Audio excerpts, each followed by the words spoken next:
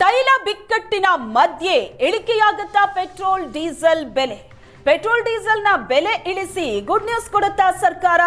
Petrol ಮತ್ತು diesel ಮೇಲಿನ ಅಬಕಾರಿ ಸುಂಕವನ್ನ ಇಳಿಸಿದೆ ಕೇಂದ್ರ. ತೈಲ ಬಿಕ್ಕಟ್ಟಿನ ಮಧ್ಯೆ ಪೆಟ್ರೋಲ್ ಡೀಸೆಲ್ನ ಬೆಲೆ ಇಳಿಕೆ ಆಗುತ್ತಾ? ಪೆಟ್ರೋಲ್ ಡೀಸೆಲ್ ಬೆಲೆ ಇಳಿಸಿ ಗುಡ್ ನ್ಯೂಸ್ ಅನ್ನ ಕೊಡುತ್ತಾ ಸರ್ಕಾರ. ಅಬಕಾರಿ ಸುಂಕವನ್ನ ಇಳಿಸಿದೆ ಕೇಂದ್ರ. ಪೆಟ್ರೋಲ್ ಮೇಲಿನ ಅಬಕಾರಿ ಸುಂಕ 13ರಿಂದ 3 ರೂಪಾಯಿಗೆ ಇಳಿಕೆ ಆಗಿದೆ. ಡೀಸೆಲ್ ಅಬಕಾರಿ ಸುಂಕ 10 ರೂಪಾಯಿ ಇತ್ತು, ಶೂನ್ಯಕ್ಕೆ ಇಳಿಸಿದೆ ಸರ್ಕಾರ. ಡೀಸೆಲ್ ಮೇಲಿದ್ದ ಅಬಕಾರಿ ಸುಂಕವನ್ನ ಕೇಂದ್ರ ಸರ್ಕಾರ ಶೂನ್ಯಕ್ಕೆ ಇಳಿಸಿರೋದು. ಕಚ್ಚಾ ತೈಲದ ಬೆಲೆ ಏರಿಕೆಯ ಬೆನ್ನಲ್ಲೇ ಕೇಂದ್ರ ಸರ್ಕಾರ ಮಹತ್ವದ ನಿರ್ಧಾರವನ್ನ ತಗೊಂಡಿದೆ. ಸುಂಕ ಇಳಿಕೆ ಲಾಭ ಗ್ರಾಹಕರಿಗೆ ಸಿಗುತ್ತಾ ಅಥವಾ ತೈಲ ಕಂಪನಿಗಳಿಗೆ ಆಗುವಂತಹ ನಷ್ಟದ ಪರಿಹಾರವಾಯಿತು? ತೈಲ ಬಿಕ್ಕಟ್ಟಿನ ಮಧ್ಯೆ ಮಹತ್ವದ ನಿರ್ಧಾರವನ್ನ ಕೇಂದ್ರ ಸರ್ಕಾರ ತೆಗೆದುಕೊಂಡಿದೆ. ಜಾಗತಿಕ ಮಟ್ಟದಲ್ಲಿ ಕಚ್ಚಾ ತೈಲ ಬಿಕ್ಕಟ್ಟು ಎದುರಾಗಿದೆ. ಈ ತೈಲ ಬಿಕ್ಕಟ್ಟಿನ ಮಧ್ಯೆ ಪೆಟ್ರೋಲ್ ಡೀಸೆಲ್ನ ಬೆಲೆ ಏರಿಕೆ ಆಗುತ್ತಾ ಅನ್ನೋದು ಜನಕ್ಕಿದ್ದಂತ ಆತಂಕ ಆಗಿತ್ತು. ಈಗಾಗಲೇ ಬಂದಂತ ಮಾಹಿತಿ ಪ್ರಕಾರ ನಯಾರ ಪೆಟ್ರೋಲ್ ಬಂಕ್ಗಳಲ್ಲಿ ಪೆಟ್ರೋಲ್ ರೇಟ್, ಡೀಸೆಲ್ ರೇಟ್ ಜಾಸ್ತಿ ಆಗಿದೆ. ಆದ್ರೆ ಉಳಿದ ಕಡೆ ಯಥಾಸ್ಥಿತಿಯಲ್ಲಿದೆ ನಿಜ. ಜನರಲ್ಲಿ ಒಂದು ಆತಂಕ ಇದೆ. ಪೆಟ್ರೋಲ್ ಬಂಕ್ಗಳಿಗೆ ಮುಗಿ ಬೀಳ್ತಿದ್ದಾರೆ ಜನ. ಪೆಟ್ರೋಲ್ ಡೀಸೆಲ್ ಸಿಗತ್ತಾ ಇಲ್ವಾ ಅಥವಾ ಬೆಲೆ ಸಿಕ್ಕಾಪಟ್ಟೆ ಜಾಸ್ತಿ ಆಗತ್ತೇನೋ ಅನ್ನೋ ಆತಂಕದಲ್ಲಿ ಬಂಕ್ಗಳಿಗೆ ನುಗ್ಗುತ್ತಾ ಇದ್ದಾರೆ.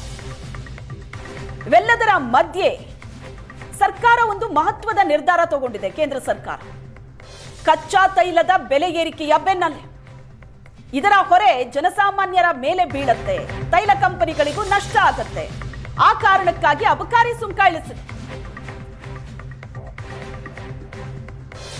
ತೈಲ ಬೆಲೆ ಏರಿಕೆ ಆಗತ್ತೆ ಅನ್ನೋ ಆತಂಕವನ್ನ ದೂರ ಮಾಡಿದೆ ಕೇಂದ್ರ ಸರ್ಕಾರ. ಪೆಟ್ರೋಲ್ ಡೀಸೆಲ್ ಬೆಲೆ ಏರಿಕೆ ಭೀತಿಯ ಮಧ್ಯೆ ಜನಸಾಮಾನ್ಯರಿಗೆ ಗುಡ್ ನ್ಯೂಸ್ ಇದೆ. ಪೆಟ್ರೋಲ್ ಡೀಸೆಲ್ ಬೆಲೆ ಏರುತ್ತೆ ಅನ್ನೋ ವದಂತಿಗಳಿಗೆ ಕೇಂದ್ರ ಸ್ಪಷ್ಟನೆ ಕೊಟ್ಟಿದೆ. ಪೆಟ್ರೋಲ್ ಡೀಸೆಲ್ ಮೇಲಿನ ಬೆಲೆ ಏರಿಕೆ ಇಲ್ಲ ಅಂತ ಹೇಳಿದೆ ಕೇಂದ್ರ ಸರ್ಕಾರ. ಅಬಕಾರಿ ಸುಂಕ ಇಳಿಸಿ ತೈಲ ಕಂಪನಿಗಳ ನಷ್ಟವನ್ನ ಸರಿದೂಗಿಸೋ ನಿರ್ಧಾರ ಕೇಂದ್ರ ಮಾಡಿರೋದು. ಈಗ ಅಬಕಾರಿ ಸುಂಕವನ್ನ ಇಳಿಸಿದೆ ಕೇಂದ್ರ ಸರ್ಕಾರ. ಹಾಗಂತ ಪೆಟ್ರೋಲ್ ಡೀಸೆಲ್ ಈಗಿರುವಂತಹ ರೇಟ್ ಕಡಿಮೆ ಆಗುತ್ತೆ ಅಂತಲ್ಲ. ಈಗಿರುವಂತಹ ರೇಟ್ ಯಥಾಸ್ಥಿತಿಯಲ್ಲಿ ಮುಂದುವರಿಯುತ್ತೆ. ಜನಕ್ಕಿದ್ದಂತ ಆತಂಕ ಏನಾಗಿತ್ತು? ಪೆಟ್ರೋಲ್ ಡೀಸೆಲ್ನ ಬೆಲೆ ಇನ್ನು ಏರಿಕೆ ಆಗುತ್ತೆ ಅಂತ. ತೈಲ ಕಂಪನಿಗಳಿಗೆ ನಷ್ಟ ಆಗತ್ತೆ ಅಂದ್ರೆ ಪೆಟ್ರೋಲ್ ಬೆಲೆ, ಡೀಸೆಲ್ ಮೇಲಿನ ಬೆಲೆಯನ್ನ ಏರಿಕೆ ಮಾಡ್ತಾರೆ. ಹಾಗಾಗಬಾರದು ಅಂತ ಕೇಂದ್ರ ಸರ್ಕಾರ ಅಬಕಾರಿ ಸುಂಕವನ್ನ ಇಳಿಸಿದೆ. ತೈಲದ ಸುಂಕವನ್ನ ಇಳಿಸೋ ಮೂಲಕ ತೈಲ ಕಂಪನಿಗಳ ನಷ್ಟವನ್ನ ಸರಿದೂಗಿಸೋ ಪ್ರಯತ್ನ ಕೇಂದ್ರ ಸರ್ಕಾರ ಮಾಡಿರೋದು. ಕಚ್ಚಾ ತೈಲದ ಬೆಲೆ ಬ್ಯಾರೆಲ್ಗೆ $107 ಮುಟ್ಟಿದ್ರು ಬೆಲೆ ಏರಿಕೆಯ ಶಾಕ್ ಇಲ್ಲ. ಕಚ್ಚಾ ತೈಲದ ಬೆಲೆ ಏರಿಕೆ ಅನ್ನೋದು ತೈಲ ಕಂಪನಿಗಳಿಗೆ ಶಾಕಿಂಗ್ ಆಗಿತ್ತು. ನಷ್ಟ ಆಗ್ತಾ ಇತ್ತು. ಆ ನಷ್ಟವನ್ನ ಜನಸಾಮಾನ್ಯರ ಮೇಲೆ ಹಾಕ್ತಾ ಇದ್ರು. ಪೆಟ್ರೋಲ್ ಡೀಸೆಲ್ ಬೆಲೆ ಏರಿಕೆ ಆಗ್ತಾ ಇತ್ತು. ಹಾಗಾಗಬಾರದು ಅನ್ನೋ ಕಾರಣಕ್ಕೆ ಅಬಕಾರಿ ಸುಂಕವನ್ನ ಸರ್ಕಾರ ಇಳಿಸಿರೋದು. ಜನಕ್ಕಿದ್ದಂತ ಆತಂಕ ಕೂಡ ಇದೇ ಆಗಿತ್ತು. ತೈಲ ಕಂಪನಿಗಳಿಗೆ ಆಗ್ತಾ ಇರೋ ನಷ್ಟ ಸರಿದೂಗಿಸೋದಕ್ಕೆ ಸುಂಕವನ್ನ ಸರ್ಕಾರ ಇಳಿಕೆ ಮಾಡಿದೆ. ಜನಸಾಮಾನ್ಯರಿಗೆ ಹೊರೆ ಆಗಬಾರದು ಅಂತ ಅಬಕಾರಿ ಸುಂಕವನ್ನ ಇಳಿಕೆ ಮಾಡಿರೋದು. ಕಚ್ಚಾ ತೈಲದ ಅಭಾವದ ಕಾರಣಕ್ಕೆ ಅಂತಾರಾಷ್ಟ್ರೀಯ ಮಟ್ಟದಲ್ಲಿ ತೈಲ ಬೆಲೆ ಏರಿಕೆ ಆಗಿದೆ.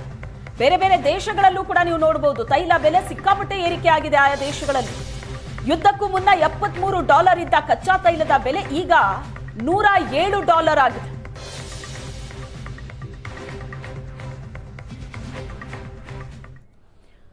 ರಾಯಚೂರಿನಲ್ಲಿ ಪೆಟ್ರೋಲ್ ಸಿಗದೆ ವಾಹನ ಸವಾರರು ಪರದಾಡ್ತಾ ಇದ್ದಾರೆ. ಪೊಲೀಸ್ ಭದ್ರತೆಯಲ್ಲಿ ಸವಾರರಿಗೆ ಪೆಟ್ರೋಲ್ ಹಾಕ್ತಾ ಇದ್ದಾರೆ ಸಿಬ್ಬಂದಿ.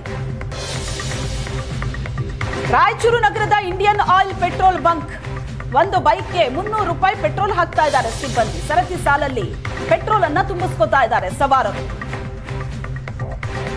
ಪೆಟ್ರೋಲ್ ಬಂಕ್ನಲ್ಲಿ ಪೊಲೀಸ್ ಸಿಬ್ಬಂದಿಯನ್ನ ನಿಯೋಜನೆ ಮಾಡಲಾಗಿದೆ. ರಾಯಚೂರಿನಲ್ಲಿ ಪೆಟ್ರೋಲ್ ಸಿಗದೆ ವಾಹನ ಸವಾರರು ಪರದಾಡ್ತಾ ಇದ್ದಾರೆ. ಪೆಟ್ರೋಲ್ ಬಂಕ್ನಲ್ಲಿ ಪೊಲೀಸರಿದ್ದಾರೆ. ಪೊಲೀಸ್ ಭದ್ರತೆಯಲ್ಲಿ ಸವಾರರಿಗೆ ಪೆಟ್ರೋಲ್ ಹಾಕ್ತಾ ಇದ್ದಾರೆ ಸಿಬ್ಬಂದಿ. ಯಾಕಂದ್ರೆ ತುಂಬಾ ಪೆಟ್ರೋಲ್ ಬಂಕ್ಗಳಲ್ಲಿ ಗಲಾಟೆನೇ ಆಗೋಗಿದೆ. ಆಮೇಲೆ ಕ್ಯಾನ್ಗಳನ್ನೆಲ್ಲ ತಂದು ತುಂಬಿಸ್ಕೊಳ್ಳೋದಕ್ಕೆ ಪ್ರಯತ್ನ ಪಟ್ಟಿದ್ದು ಕೂಡ ನಾವು ನೋಡಿದ್ವಿ.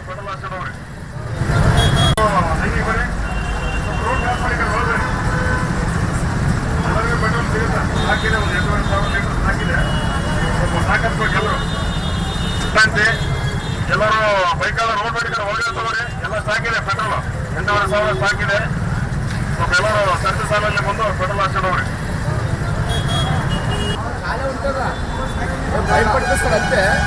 ಜನರೆಲ್ಲರೂ ಕೂಡ ಪ್ಯಾನಿಕ್ ಆಗಿ ಈಗ ಪೆಟ್ರೋಲ್ ಮತ್ತು ಡೀಸೆಲ್ಗಾಗಿ ಮುಗಿ ಬೀಳುವಂಥದ್ದು ನಡೀತಾ ಇದೆ. ನಾವಿವತ್ತು ರಾಯಚೂರಿನ ಒಂದು ಪೆಟ್ರೋಲ್ ಬಂಕಲ್ಲಿದ್ದೇವೆ. ಈ ಒಂದು ಪೆಟ್ರೋಲ್ ಬಂಕಲ್ಲೂ ಕೂಡ ರಾತ್ರಿಯಿಂದಲೇ ಜನರು ಮುಗಿಬಿದ್ದು ಪೆಟ್ರೋಲನ್ನು ತುಂಬಿಸ್ಕೊಳ್ತಾ ಇದ್ದಾರೆ. ನೀವು ಕೂಡ ದೃಶ್ಯಾವಳಿಗಳಲ್ಲಿ ನೋಡ್ತಾ ಇರ್ಬೋದು. ಪೆಟ್ರೋಲ್ ಬಂಕ್ಗಳಲ್ಲಿ ನೂರಾರು ಜನರು ಏಕಕಾಲಕ್ಕೆ ಬಂದು ಕ್ಯೂ ನಿಂತಿದ್ದರಿಂದ ಪೆಟ್ರೋಲ್ ಬಂಕಲ್ಲಿ ನೂಕುನುಗ್ಗಲಾಗ್ತಾ ಇದೆ. ಹೀಗಾಗಿ ಪೊಲೀಸ್ ಸಿಬ್ಬಂದಿಗಳನ್ನು ನಿಯೋಜನೆ ಮಾಡಿದ್ದಾರೆ. ಜೊತೆಗೆ ಪೆಟ್ರೋಲ್ ಬಂಕ್ನಲ್ಲಿ ಎಲ್ಲರೂ ಕೂಡ ವಾಹನ ಸವಾರರು ಪೆಟ್ರೋಲನ್ನು ಹಾಕಿಸ್ಕೊಳ್ಳೋಕ್ಕೆ ಮುಂದಾಗ್ತಾ ಇದ್ದಾರೆ. ರಾಯಚೂರು ಜಿಲ್ಲೆಯಾದ್ಯಂತ ಒಟ್ಟು 192 ಪೆಟ್ರೋಲ್ ಬಂಕ್ಗಳಿದ್ದಾವೆ. ಆ 192 ಪೆಟ್ರೋಲ್ ಬಂಕಲ್ಲಿ 8ಕ್ಕೂ ಹೆಚ್ಚು ಪೆಟ್ರೋಲ್ ಬಂಕ್ಗಳು ರಾಯಚೂರು ನಗರದಲ್ಲಿ ಬಂದ್ ಆಗಿರೋದ್ರಿಂದ ಇನ್ನುಳಿದಂಥ ಪೆಟ್ರೋಲ್ ಬಂಕ್ಗಳಲ್ಲಿ ಜನರು ಜನಸಂದಣಿ ಆಗ್ತಾ ಇದ್ದಾರೆ. ಇದು ರಾಯಚೂರು ಹೆದ್ದಾರಿ ಆಗಿರೋದ್ರಿಂದ, ರಾಯಚೂರು ರೈಲ್ವೆ ನಿಲ್ದಾಣಕ್ಕೆ ಸಂಬಂಧಪಟ್ಟಂಥ ಹೆದ್ದಾರಿ ಆಗಿರೋದ್ರಿಂದ ಜನರು ತಮ್ಮ ವಾಹನಗಳಿಗೆ ಪೆಟ್ರೋಲನ್ನು ಹಾಕಿಸ್ಕೊಳ್ಳೋಕ್ಕೆ ಬರ್ತಾ ಇದ್ದಾರೆ. ಹೀಗಾಗಿ ರಸ್ತೆಯಲ್ಲಿ ಜಾಮ್ ಆಗ್ತಾ ಇದೆ. ಟ್ರಾಫಿಕ್ ಪೊಲೀಸರು ಮತ್ತು ಪೊಲೀಸ್ ಸಿಬ್ಬಂದಿಗಳು ನಿಂತ್ಕೊಂಡು ವಾಹನ ಸವಾರರಿಗೆ ಸೂಚನೆ ನೀಡ್ತಾ ಇದ್ದಾರೆ. ನೀವು ಸರತಿ ಸಾಲಿನಲ್ಲಿ ನಿಂತ್ಕೊಳ್ಬೇಕು. ವಾಹನಗಳ ಜನಸಂದಣಿ ಹೆಚ್ಚಾಗ್ತಾ ಇದೆ. ಹಾಗಾಗಿ ಸಾಲಿನಲ್ಲಿ ನಿಲ್ಕೊಂಡು ಕ್ಯೂ ಆಗಿ ಬರಬೇಕು. ಎಲ್ರಿಗೂ ಕೂಡ ಪೆಟ್ರೋಲ್ ಇದೆ, ಯಾರೂ ಕೂಡ ಆತಂಕಕ್ಕೆ ಒಳಗಾಗಬೇಡಿ ಅನ್ನುವಂಥ ಸೂಚನೆಯನ್ನು ಈಗಾಗಲೇ ಪೊಲೀಸ್ ಸಿಬ್ಬಂದಿಗಳು ನೀಡ್ತಾ ಇದ್ದಾರೆ. ಹಾಗಾಗಿ ವಾಹನ ಸವಾರರು ಒಬ್ಬೊಬ್ಬರಾಗಿ ಈಗಾಗಲೇ ಬಂದು ಪೆಟ್ರೋಲನ್ನು ಹಾಕಿಸ್ಕೊಳ್ತಾ ಇದ್ದಾರೆ. ರಾಯಚೂರು ಜಿಲ್ಲಾಡಳಿತ ಕಡ್ಡಾಯವಾಗಿ ಒಬ್ಬ ಬೈಕ್ ಸವಾರಿಗೆ 300 ರೂಪಾಯಿವರೆಗೂ ಮಾತ್ರ ಪೆಟ್ರೋಲ್ ಹಾಕಬೇಕು ಅನ್ನುವಂಥ ಆದೇಶವನ್ನು ಮಾಡಿದ್ದಾರೆ. ಹೀಗಾಗಿ ಕೆಲವು ಕಂಡೀಷನ್ಗಳನ್ನು ಈಗಾಗಲೇ ಹಾಕಲಾಗಿದೆ. ನೀವು ಕೂಡ ನೋಡ್ತಾ ಇರ್ಬೋದು. ಪೆಟ್ರೋಲ್ ಬಂಕಲ್ಲಿ ವಾಟರ್ ಬಾಟಲ್ಗಳಾಗಲಿ ಅಥವಾ ಇನ್ನಿತರ ಕಡೆಗಳಲ್ಲಿ ನಾವು ಪೆಟ್ರೋಲ್ ನೀಡಲ್ಲ ಅನ್ನುವಂಥ ಒಂದು ಸಂದೇಶವನ್ನು ಈಗಾಗಲೇ ಪೊಲೀಸರು ನೋಟಿಸನ್ನು ಅಂಟಿಸಿದ್ದಾರೆ.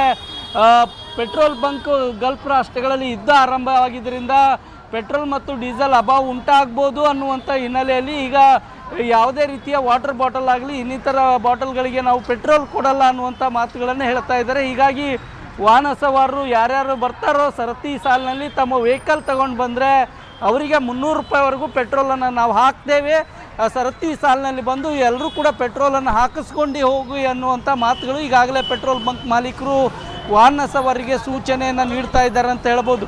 ರಾಯಚೂರಿಂದ ಕ್ಯಾಮ್ರಾಮನ್ ಶ್ರೀನಿವಾಸ್ ಜೊತೆಗೆ ಜಗನ್ನಾಥ್ ಪೂಜಾರ್, ಏಷ್ಯಾನೆಟ್ ಸುವರ್ಣ ನ್ಯೂಸ್.